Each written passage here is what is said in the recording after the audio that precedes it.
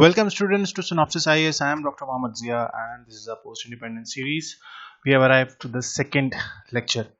पिछले लेक्चर में हमने देखा था कि इंडिया मतलब what was the condition or what was the status of our country at the eve of independence. हमने various challenges देखे थे. Fine. हमने देखा था कि what were the targets that we have to achieve. Fine अब आज हम बात करेंगे बेसिकली नेहरूवियन एरा की. आज नहीं, आने वाले एक दो और लेक्चर्स में हम बात करेंगे नेहरूवियन एरा की. और यहाँ पे हम देखेंगे कि किस तरीके से भारत का निर्माण होता है. क्योंकि अंग्रेज जो हमें देके गए थे वो एक बहुत ही एक हैपहैज़र्ड एक ऐसा एक कोई सिंगल ज्योग्राफी नहीं थी, ऐसा मैप नहीं था जो हमने आज देखा. एक्चुअली जब आप इंडियन इंडिपेंडेंस एक्ट देखते हैं वहां पे हमें दिखता है कि जो अंग्रेजों ने, या जिसे हम popularly which is known as the Mountbatten plan,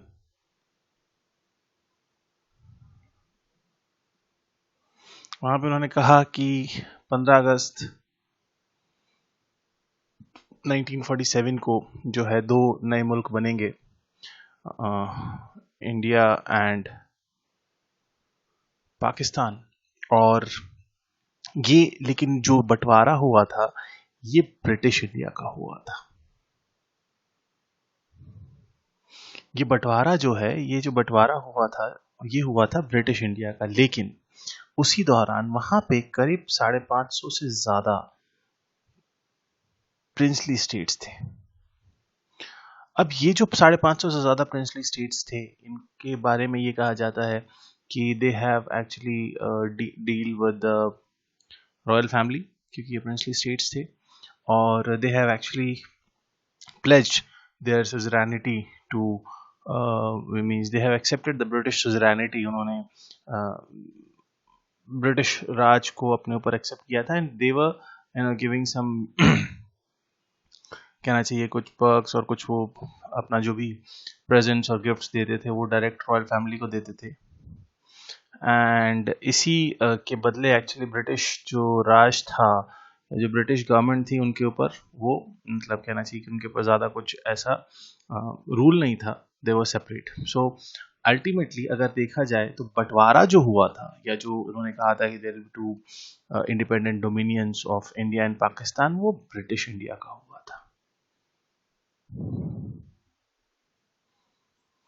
अब ये जो ब्रिटिश इंडिया था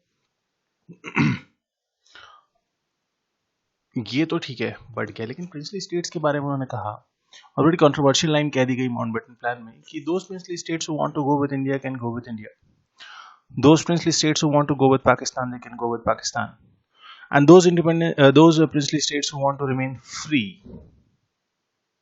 दे will remain free. And this was the clause. और जैसे ही ये माउंटबेटन प्लान अनाउंस हुआ, सबसे पहले शायद त्रावणकोर ने जो है अपने आप को इंडिपेंडेंट डिक्लेयर किया, फिर हैदराबाद में. और इस कंडीशन में भारत आज़ाद हुआ. उसके बाद Nehru was the first interim prime minister. उसके बाद पहले इलेक्शंस होते हैं, तो काफ़ी कुछ चैलेंजिंग जॉब था. And there were certain challenges apart from this. सबसे पहले जो बड़ा चैलेंज था that there was a huge influx of refugees who were coming from Pakistan. Although ये कहा गया था कि transfer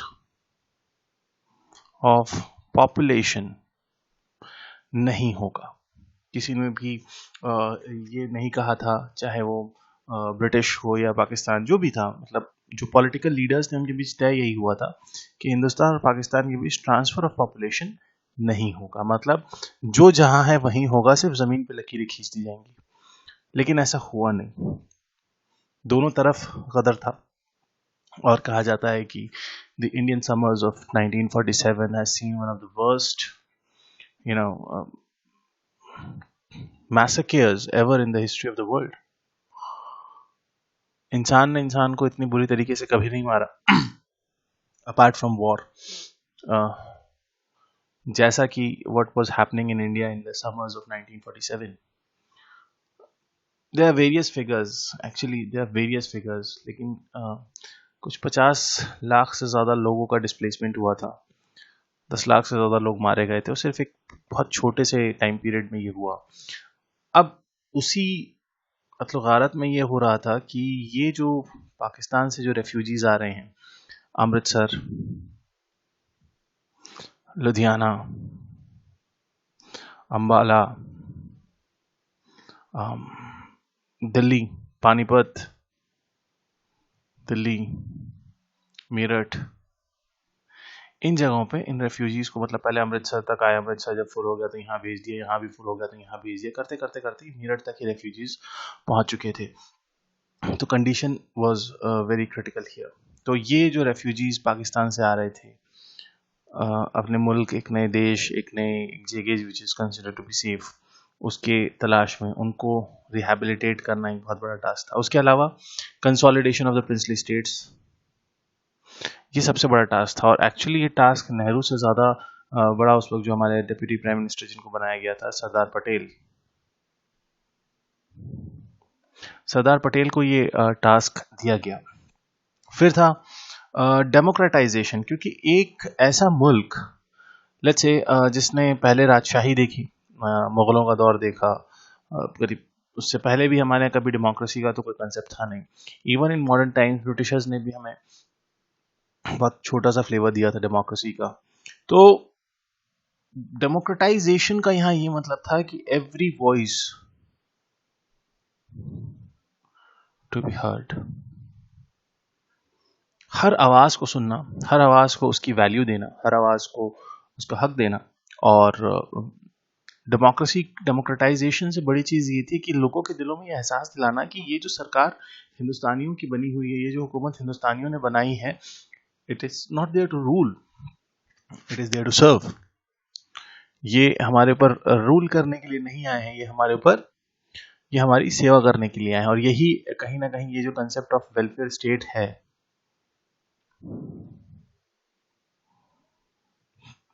this is at the centre of any democracy, any democracy. और जितना ज़्यादा कोई भी डेमोक्रेसी जो है वो इस वेलफेयर स्टेट के कंसेप्ट से दूर जाएगी, उतना ज़्यादा जो है उसका जो सोल ऑफ डेमोक्रेसी है वो करप्ट होता जाएगा। उसके अलावा गांधीयन थॉट जो था हमारा, गांधी जी ने जो ये कहा था, और ये फैक्ट भी था, उस वक्त मेजॉरिटी जो है वो पॉपुलेशन जो है वो गांव में बसती थी, और rural development was another major task, क्योंकि गांव के विकास के बगैर भारत का विकास नहीं हो सकता। ये गांधीयन सोशलिज्म की या जो गांधीयन थॉट्स थी उनकी उनकी एक कोर था। इसीलिए गांधी जी का जो आइडिया था उसको इम्प्लीमेंट करना, and the core was that हम रूरल डेवलपमेंट की तरफ जाएं। इनइक्वालिटी एंड पॉवर्टी, अब एक ऐसा समाज, नेहरू ने बड़ी अच्छी चीज कही थी कि हम क्योंकि वो कैपिटलिज्म से कहीं ना कहीं उतना इतफाक नहीं रखते थे, और कम्युनिज्म को भी उनको कम्युनिस्ट कहना चाहिए, इश्यूज को भी, वो कम्युनिज्म और सोशलिज्म में जो फर्क है उसमें वो सोशलिज्म की तरफ थे। और वो कहते थे कि सोशलिज्म कहता है कि इक्वल डिस्ट्रीब्यूशन ऑफ वेल्थ, हम कहते हैं हमारे पास तो वेल्थ है ही नहीं, हमारे पास तो गरीबी है, हमें ये देखना है कि हम इस गरीबी को कैसे बांट दें ताकि किसी की कोई ज़्यादा, मतलब you can understand that what we had nothing apart from that. Communist insurgency जो लेटर पार्ट में आएगी, आप देखोगे नॉर्थ ईस्ट में होगा, नक्सलिज्म जो है वो भी कम्युनिस्ट इंसर्जेंसी का हिस्सा था। तो ये भी कुछ इश्यूज हैं जो इस टाइम पे धीरे धीरे एमर्ज होंगे। लेकिन सबसे इम्पोर्टेंट इशू उस वक्त जो था, सबसे पहले उस देश को एक करना जो यू नो बटा हुआ था, जो एक था ही नहीं, जो एक ज्योग्राफी के अंदर तो था लेकिन एक जो है वो एक सोवरेनिटी में नहीं था, एक फीलिंग में नहीं था, एक नेशन नहीं था। सो क्लेमेंट एटली ने बड़ी अच्छी चीज कही कि जिन्होंने ब्रिटिश पैरामाउंट से एक्सेशन ऑफ प्रिंसली स्टेट्स की अगर हम बात करें तो क्लेमेंट एटली कौन थे? क्लेमेंट एटली जो थे ये प्राइम मिनिस्टर थे ब्रिटेन के उस दौर में 1947 में। अगर कभी क्वेश्चन आ जाए तो ध्यान रखिएगा कि paramountcy is not transferable. Paramountcy means जो ब्रिटिश पैरामाउंट सी एक्सेप्ट की थी प्रिंसली स्टेट्स ने, बोले वो हम ट्रांसफर नहीं करेंगे। 3 जून 1947 को मैंने आपको बताया कि लुई माउंटबेटन जो है उस वक्त लास्ट गवर्नर जनरल जो थे वो आते हैं और वो अपना plan all India radio Delhi के उसमें आते हैं और वहाँ से वो ये प्लान डिक्लेयर करते हैं which is popularly known as the Mountbatten plan. उनके साथ वहाँ पे नेहरू थे, सरदार बलदेव सिंह थे और जिन्ना थे। Nehru was representing India, Sardar Baldev Singh Sikh, क्योंकि Punjab was the worst hit, Bengal and Punjab basically the worst hit part because of partition, और एक्चुअली यही सबसे ज़्यादा राइट्स हो रहे थे और जिन्ना जो थे वो मुस्लिम्स को रिप्रेजेंट कर रहे थे। उसके बाद 4 जून 1947 को press conference by the vice Roy, तो ये वाइस रॉय जो थे लॉर्ड लुई माउंटबेटन जो है ये एक प्रेस कॉन्फ्रेंस करते हैं। प्रेस कॉन्फ्रेंस के अलावा इनकी जो एक्चुअली कॉन्फ्रेंस होती है प्रेस के साथ साथ, ये जो रिप्रेजेंटेटिव्स ऑफ प्रिंसली स्टेट्स हैं ये उनके साथ होती है और ये उन्होंने दो चीज वो बताते हैं कि या तो जो है एक पहली चीज क्या होगी, पहली चीज ये होगी ये कि जो ये पैरामाउंसी है ये खत्म मान ली जाएगी कि अब आप आजाद हैं, आप जो ब्रिटिश पैरामाउंसी आपने एक्सेप्ट की थी अब वो खत्म होती है। दूसरी चीज इंस्ट्रूमेंट ऑफ एक्सेशन, आपको हिंदुस्तान के साथ जाना है या पाकिस्तान के साथ जाना है ये आप इस इंस्ट्रूमेंट ऑफ एक्सेशन पे साइन करेंगे if you want to be with any of these. So on 11 जून 1947 त्रावणकोर ने अपने आप को इंडिपेंडेंट डिक्लेयर कर दिया, फर्स्ट स्टेट। मैंने कहा कि हम ना हिंदुस्तान ना पाकिस्तान, हम आजाद। त्रावणकोर। 12 जून हैदराबाद ने भी कहा कि हम आजाद, हम नहीं जा रहे ना इधर ना उधर, हम हैदराबाद को एक सेपरेट कहना चाहिए स्टेट बनाएंगे, हम सेपरेट कंट्री बनाएंगे, बेसिकली स्टेट भी नहीं। खैर प्रिंसली स्टेट्स जो थे वो 40% ऑफ द जो कॉलोनियल टेरिटरी थी उसका हिस्सा थे। अभी I'll show you in the next slide. Many of the princely states signed instrument of that accession before independence. Actually बहुत सारे जो छोटे छोटे थे, मतलब शहर जितने बड़ी रियासतें थी बेसिकली उन्होंने तो साइन कर दिया, लेकिन 5 ऐसे स्टेट्स थे जिन्होंने प्रॉब्लम क्रिएट किया। त्रावणकोर ने भी बाद में साइन कर दिया था। 5 कौन कौन थे? ये थे जोधपुर, भोपाल, जम्मू एंड कश्मीर, जूनागढ़ एंड हैदराबाद। इन्होंने कुछ इश्यूज क्रिएट किए। कैसे इश्यूज क्रिएट किए? लेकिन उससे पहले ये देखिए, ये जो येलोइश पार्ट है ना, बेसिक पार्टीशन जो हुआ था वो ये था ब्रिटिश इंडिया, और ये जितना आपको ब्लूइश पार्ट दिख रहा है ना, चाहे मैसूर है, ये त्रावणकोर इधर था, और तो ये जो था ये प्रिंसली स्टेट्स का हिस्सा था, ये ब्लूइश रीजन। और अब आप समझ सकते हो कि कैसा actually, just if you can imagine a yellowish India, the part that was British India, और जिसका एक्चुअल में बंटवारा हुआ था। बाकी सब तो प्रिंसली स्टेट्स थे, वो राजे रजवाड़ों के थे। चाहे आप ये देखिए बलूचिस्तान, इसलिए पाकिस्तान में आज भी बलूचिस्तान की आज़ादी के लिए आवाज़ उठती है। ये north west frontier province Pakistan का ये हिस्सा भी आज़ादी उठाता रहता है, ठीक है। ये ब्लैकिश रीजन जो है ये जूनागढ़ था, छोटा सा ये बड़ौदा। उसके अलावा हैदराबाद, अब हैदराबाद आप you can imagine how this was the extent of, you can say Hyderabad state की जो लिमिट्स थी वो यही थी। अब ये कैसा स्टेट था, और चाहे Bhopal is not visible here, Bhopal is somewhere here, so Bhopal, Hyderabad, here it was let's say Junagadh, Jodhpur, sorry Junagadh is here, Jodhpur and Jammu and Kashmir. ये ऐसे स्टेट्स जिन्होंने कहा कि sir we are independent, we are not coming. Actually everyone had its own.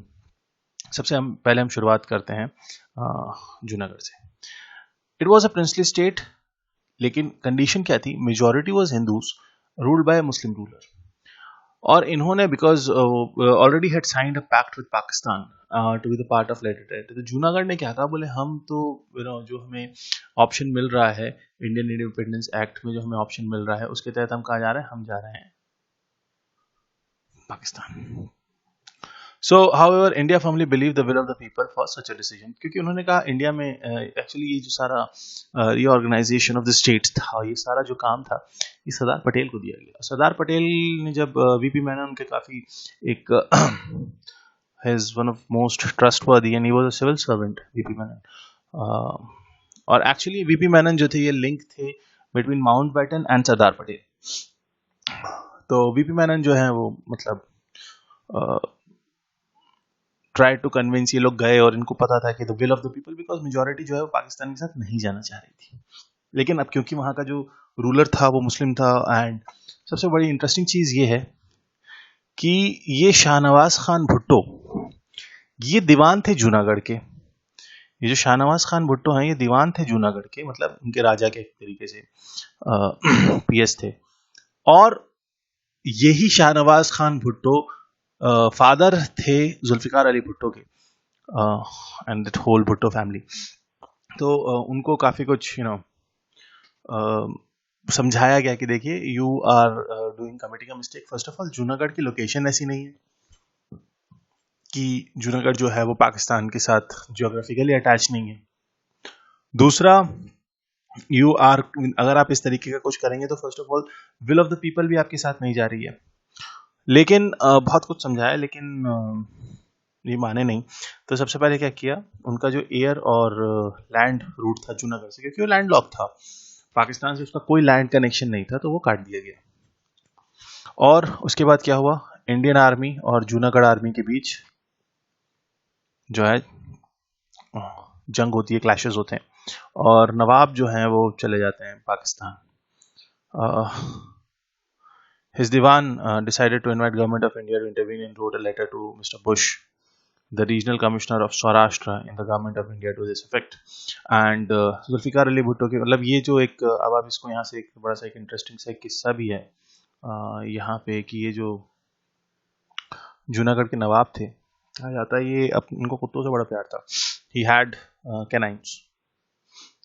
He had those canines and he was very much fond of them. और जब ये flight में जा रहे थे तो कहा जाता था ये अपनी एक, मतलब he had many wives, so he forgot actually one or two of his wives, but he didn't forget his dogs. So then later on British government इसमें इंटरवीन करती है, गवर्नर ऑफ सौराष्ट्र इसमें इंटरवीन करते हैं, और प्लेबिसाइट होता है, which later saw the accession of Junagadh to India. तो जूनागढ़ का प्रॉब्लम somehow सॉल्व कर दिया जाता है। आगे चलते हैं, place from where I come, Bhopal. So after Lord Mountbatten asked Nawab of Bhopal to sign an instrument of accession, he tried to avoid any integration of the Union of India by reasoning the interest of Muslims in the Hindu-dominated region will be compromised after the accession. और ये डर बहुत सारे लोगों को था, लेकिन कई रियासतें इतनी बड़ी नहीं थी या इतनी स्ट्रांग नहीं थी कि वो इतनी आवाज़ उठा पाती। तो एक ये डर उस वक्त था कि जो मतलब जो मुस्लिम नवाब्स थे या जो मुस्लिम रूलर्स थे, और जहाँ पे मुस्लिम पॉपुलेशन भी अच्छी थी, उनका ये कहना था कि how you will assure the safety of our population when we will integrate into such a state. But the people of Bhopal had realized that this was only being done to preserve Nawab's own power in the state and had nothing to do with the genuine interest of the community, and that is true. As you know, I know that place, so I can say that वहाँ लोगों के अंदर ये intention था ही नहीं कि हम जो है पाकिस्तान चले जाएं, या हम पाकिस्तान के साथ किसी तरीके का टाई अप सेट कर लें, या हम किसी तरीके से इंडिपेंडेंट हो जाएं. People they were very much as wanted to be with India, whether Hindus or the Muslims. लेकिन it is said that it was the personal interest of the Nawab actually जिसने इस चीज़ को जो है वो प्रमोट किया. But anyhow, after the persuasion of Lord Mountbatten and some other political, diplomacy, that instrument of accession was signed by Bhopal. So Bhopal का problem भी solve हो गया. Bhopal is also checked. Bhopal also part of India. फिर बात आती है, yes, सारी कहानी जो है मॉडर्न इंडिया की वो यहीं कहीं घूमती रहती है, जम्मू एंड कश्मीर. तो अगर जम्मू एंड कश्मीर को हम समझें तो बिल्कुल ही ऑपोजिट था जूनागढ़ से. एग्जैक्ट ऑपोजिट क्यों था कि here it was a Muslim population which was actually ruled by a Hindu ruler. ठीक है, पहली चीज. So he was a Dogra Rajput, Raja Hari Singh Dogra, he was a Hindu ruler of a Muslim population, और ये एक बहुत बड़ा content हुआ। लेकिन जूनागढ़ और कश्मीर में फर्क ये था कि Kashmir was actually, you can see in this part,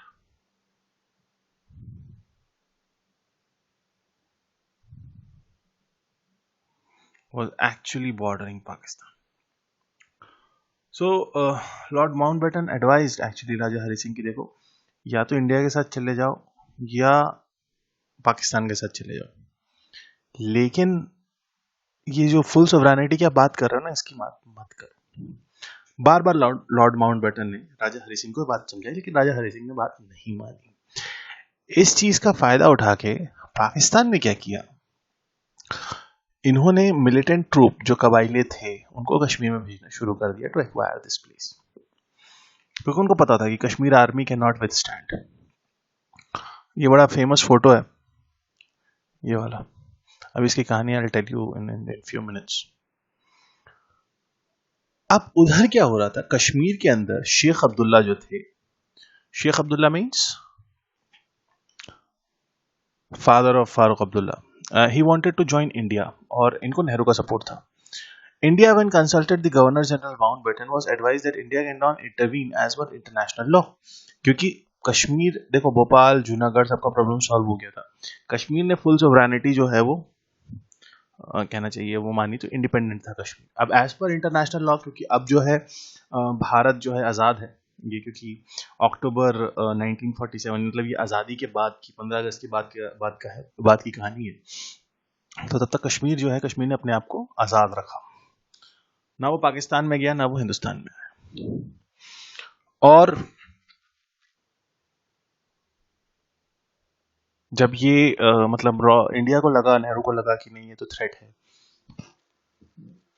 तो और उधर प्रो इंडिया जो फोर्सेस थी, they were led by this pro India forces were led by Sheikh Abdullah. तो इनका जो ओवरऑल था, जब ये लॉर्ड माउंटबेटन के पास कंसल्टेशन के लिए गए, क्योंकि तब तक कॉन्स्टिट्यूशन इंप्लीमेंट नहीं हुआ था, तो प्रेसिडेंट तो थे नहीं, जनरल जो होते थे वो गवर्नर जनरल थे, तो उन्होंने कहा sorry you can not do that, क्योंकि एज पर इंटरनेशनल लॉ ये आप नहीं कर सकते, क्योंकि अब आप एक आज़ाद मुल्क है। हाँ, आप अगर कश्मीर जो है इंस्ट्रूमेंट ऑफ एक्सेशन साइन कर देता है तो आप उनकी हेल्प कर सकते हैं, because then that will become part of India.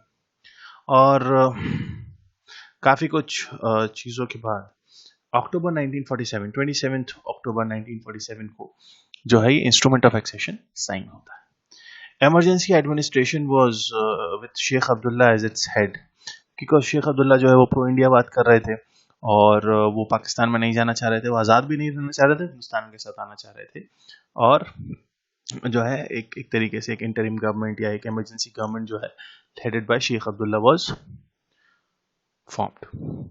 Local administrative uncertainty बहुत ज़्यादा थी, तो अभी ये कहानी जो है यहाँ से शुरू होती है। Article 370 was incorporated in Constitution of India as a temporary measure. Now the temporary measure took almost 70 years to finalize well.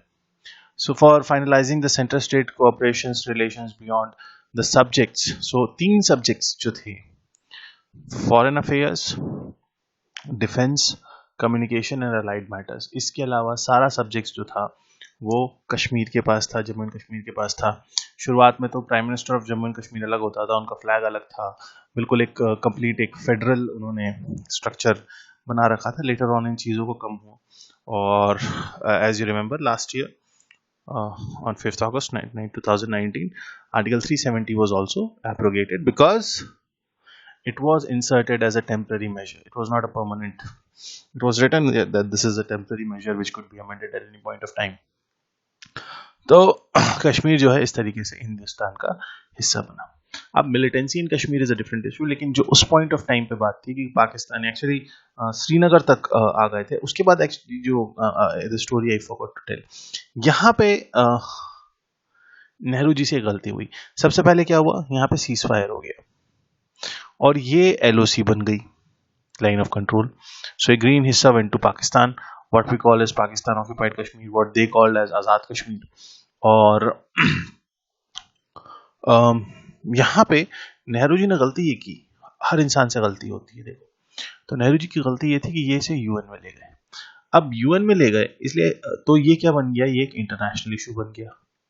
ठीक है, हर किसी को इसमें इंटरेस्ट आने लगा और यहाँ से सारी कहानी शुरू होती है किस चीज की, Pakistan on, America on one side, Russia on one side, वो वर्ल्ड पावर्स और सारी चीजें जो है। लेकिन इम्पैक्ट ये हुआ कि सबसे पहले उन्होंने कहा सीज फायर। तो जो जहां है पहली चीज वो वहां का वहीं सेटल डाउन हो गया। फिर क्या हुआ, ये जो ये नेहरू जी खड़े हुए हैं, this is the famous Lal Chowk इन श्रीनगर, और यहीं पे उन्होंने वादा किया था कि हम प्लेबिसाइड कराएंगे, जो आज तक नहीं हुआ। कश्मीरीज के साथ दिक्कत यह है, एक्चुअली कुछ Kashmiris, there are three factions in them. There is one faction in Kashmiris जो सेपरेटिस्ट मूवमेंट की बात करते हैं। दो चीजें हैं, एक हिस्सा मांगता है आजादी, वो कहता है कि नहीं हम आजाद थे, हमने जो आपकी हेल्प ली थी, हमने जो हमारे राजा ने जो इंस्ट्रूमेंट ऑफ एक्सेशन साइन किया था वो सिर्फ फॉर दैट टाइमिंग वो किया था और इसीलिए उसे हमने टेम्पररी मेजर रखा, तो हम आजादी ले। पहली चीज। दूसरी चीज, दूसरा जो सेक्शन है इट इज प्रो पाकिस्तान, वो उस तरफ जाना चाहता है। तीसरा सेक्शन है एक ऐसा कश्मीरियों में कि जो कहता है कि नहीं हम हिंदुस्तान का, हम geographically linked here and on all the other stories. Actually जो कश्मीर की प्रॉब्लम जब शुरू होती है ना मिलिटेंसी की, well will discuss this if you will see a world history series, वहां पे जब हम जिस वीडियो में कोल्ड वॉर डिस्कस करेंगे वहां पे हम कश्मीर, क्योंकि कश्मीर में जो मिलिटेंसी का इशू है ना वो कोल्ड वॉर खत्म होने के आसपास शुरू होता है, तो हम कहीं ना कहीं उसे वहां डिस्कस करेंगे। फिलहाल जो अभी the topic that we are dealing here is about accession of Kashmir, so that the Hindustan Times headline, which is in the first and the top pick, it says Kashmir accedes to India. This is it. Another state where the issue was there, where there was a problem, it was Hyderabad. So Hyderabad was ruled by a Nizam, who was an autocratic ruler. Indian government even made some concession when it signs a standstill agreement, hoping that Nizam will introduce a representative form of government. लेकिन कुछ अभी उन्होंने कहा कि ठीक है direct confrontation नहीं करते, थोड़ा सा एक कहना चाहिए कि अभी आपको एक स्टैंड स्टिल एग्रीमेंट करते हैं, आप एक रिप्रेजेंटेटिव फॉर्म ऑफ गवर्नमेंट की, हम धीरे से उसका एक्सेशन कर लेंगे। But Nizam started to expand its military base on encouragement from Pakistan and wanted to take advantage of Indian engagement with Kashmir. तो इनको क्या लगा निज़ाम को कि जो है पाकिस्तान में Indian army is largely involve in Pakistan, और क्योंकि डेक्कन का पूरा सेंट्रल डेक्कन का पूरा हिस्सा जो है वो हैदराबाद स्टेट का था, और तो ये काफी कुछ क्रिटिकल था, स्ट्रैटेजिक था, क्रिटिकल था इन दिस केस। सो इन्होंने क्या किया, जब इन्हें लगा कि जो है इंडियन आर्मी और इन जो पॉलिटिक्स है वो इन्वॉल्व है कश्मीर में, इन्होंने अपना आर्मी बेस जो है वो बढ़ाना शुरू कर दिया। Meanwhile, three important developments happened in the state.